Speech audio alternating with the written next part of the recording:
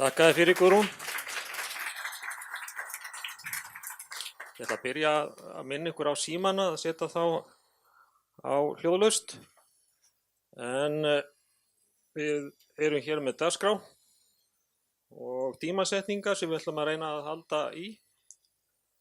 Og fyrstur kemur hér og ávarpar okkur Vilhjálmur Árnason. Hann er annar varaformaður allsherjar- og menntamálanefndar Alþingis. Vilhjálmur, ert þú komin hér á staðinn? Já, þarna ertu, gjörðu svo vel.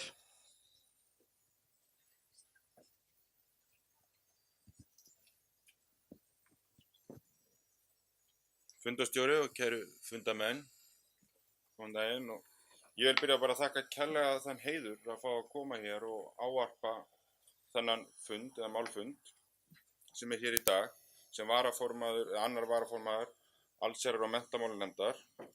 En þá vil ég einnig geta þess að ég líka fyrsti varaformaður velferðarnefndar og kem líka með þeim gleraugum hér í dag. En Öryrkjabandalagið og málefnahópar bandalagsins eiga heiður skilið fyrir að stuðla upplýstri umræðu mörg mjög mikilvæg mál. Málin sem við ætlum að ræða hér í dag, jöfn tækifæri til menntunar og stefnuna skóli án aðgreiningar undir heitinu skóli fyrir alla. Ég held að getum öll verið sammála mikilvægi upplýstrar umræðu og hann ætlum við að taka núna. Ég vil í því ljósi lesa upp fyrstu 2 setningar í stjórnarsáttmálanum. Jafnvægi og framsýni eru leiðarstef ríkisstjórnar Sjálfstæðisflokks, Viðreisnar og Bjartrar framtíðar. Ísland á að vera eftirsóknarvert fyrir alla þá sem vilja taka þátt í að byggja upp Íslands samfélag til framtíðar. Mannréttindi, jöfn tækifæri, fjölbreytni, frelsi og ábyrgð ásamt virðingu fyrir ólíkum lífsskoðunum mynda þar sterkan grunn. Ég held að þetta komi flest allt vel inn á það sem við ætlum að hafa hér á dagskrá í dag. Og svo segir einnig í stjórnarsáttmálanum: unnið verði að því að efla sjálfstæði fólks með fötlun, bæði hvað varðar atvinnuþátttöku og samgöngu. Ríkisstjórnin mun styðja dyggilega við innleiðingu á samningi Sameinuðu þjóðanna um réttindi fatlaðs fólks. Notendastýrð persónuleg aðstoð (NPA) verða lögfest sem eitt af þjónustuformum fólks með fötlun í samráði við sveitarfélög. Ávallt skal leitast við að fólk með fötlun hafi val það sem stýra þjónustu sinni sjálft. Og vil ég þá geta þess að fyrsta frumvarpið notendastýrða persónulega þjónustu er komið fram nú þegar á þingi og mun vonandi fá góða og greiða meðferð. En skóli án aðgreiningar er eitt af mörgum skrefum sem hefur í jákvætt skref í mannréttindabaráttunni og innleiðingu sáttmála Sameinuðu þjóðanna um réttindi fatlaðs fólks. Jöfn tækifæri til menntun og skóli án aðgreiningar eru atriði sem hljóma sem augljós réttlætismál sem allir eiga að geta sæst á að eigi að vera til staðar. Þegar kemur svo að því að hætta að tala og fara að framkvæma þá flækjast málin fljótt, eins og oft vill verða. Raunveruleikinn er því miður ekki sá að við getum bara tekið eitthvað skema skóla án aðgreiningar ofan úr hillu og innleitt það í næstu viku. Foreldrar og börn sem notendur eru mjög fjölbreyttur hópur sem hafa misjafnar þarfir, misjöfn sjónarmið og búa við mismunandi skilyrði. Ísland er einnig fámennt og dreifbýlt land sem flækir málin enn frekar.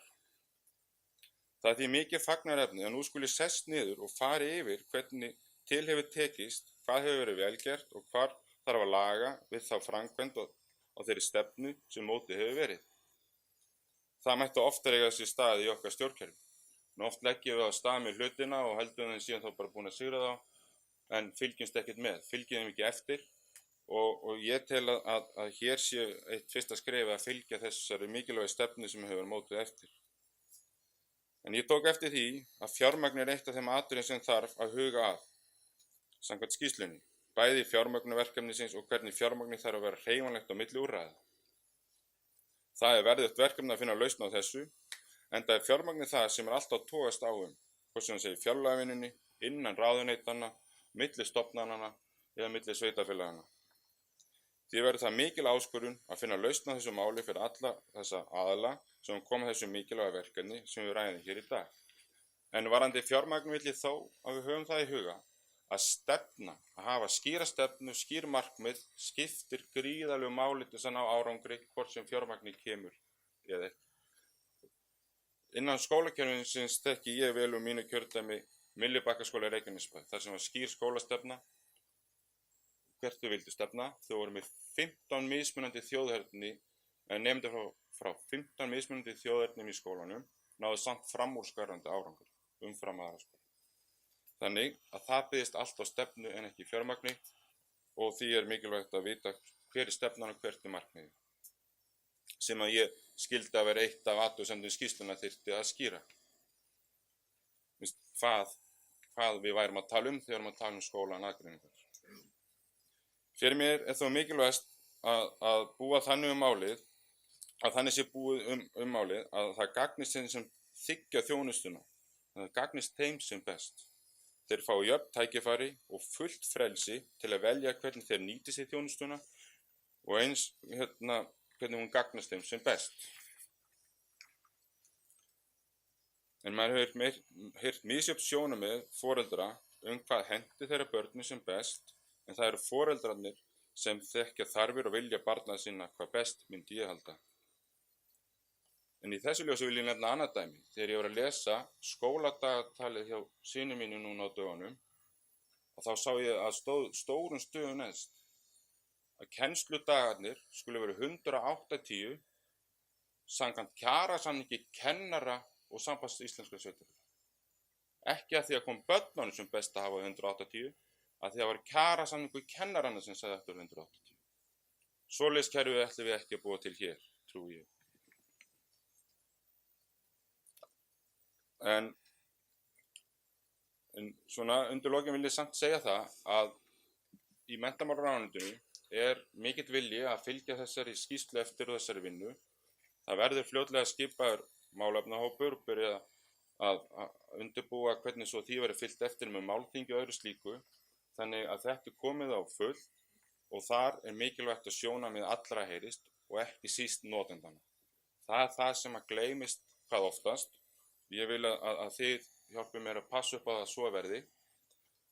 Við í allsherjar- og menntamálanefndinni svo tilbúin að vera í samskiptum við ykkur varðandi þetta og önnur mál og eins í velferðarnefndinni. Við höfum heimsótt Öryrkjabandalag einu sinni, velferðarnefndin, og fengum þá kynningu hjá þeim málefnahópum sem tengdist þeirri nefnd. Ég tel að það væri árangursríkt líka að allsherjar- og menntamálanefndin kæmi í heimsókn og myndi það hitta málefnahópana eins og að starfa hér í dag, stendur fyrir þessu.